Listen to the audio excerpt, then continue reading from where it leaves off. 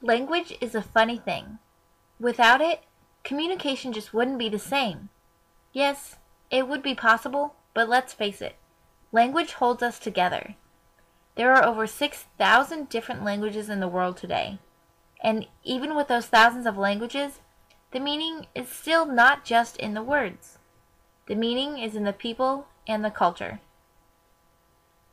Language is nothing more than an agreed upon connection between words and the idea or thing it represents.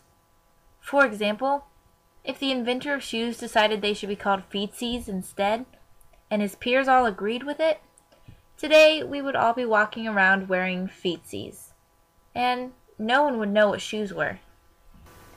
Now, there are 4 main categories that describe language: equivocation, relative language, static evaluation, and abstract language. Equivocation is when words have a double meaning. Most of the time, this is used to mislead the audience. So if I were to say, Ashley Coker teaches a class about presentations. Classes on presentations are my favorite. Therefore, Ashley Coker teaches my favorite class. By this example, you see that the first 2 sentences are true, and although the last sentence may not be entirely true on its own, when it is preceded by the first 2 sentences, it is true because the first 2 make it so. Relative language depends on the person's perspective. Because there is not a specifically defined amount, what you think something means may be completely different than my perspective of the word. So, if I were at a birthday party, I would say, I would like a small piece of cake, please. And this is what I would ask for. But if my mom were to ask the same thing, she would expect something like this. It's all relative.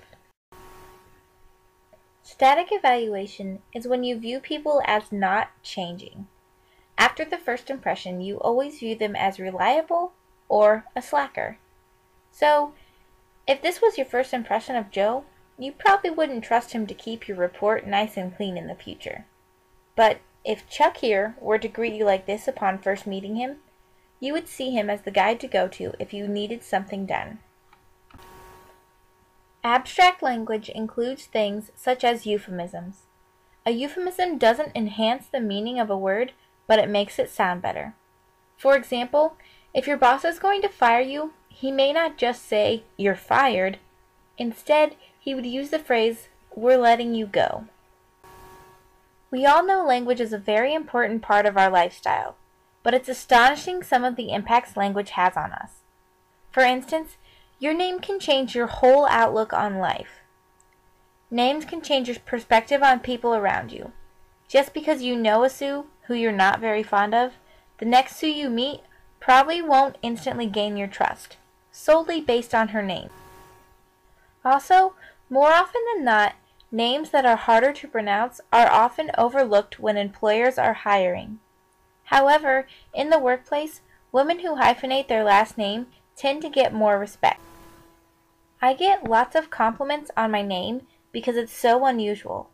Because of this, more people that I meet face to face remember my name because it's so different.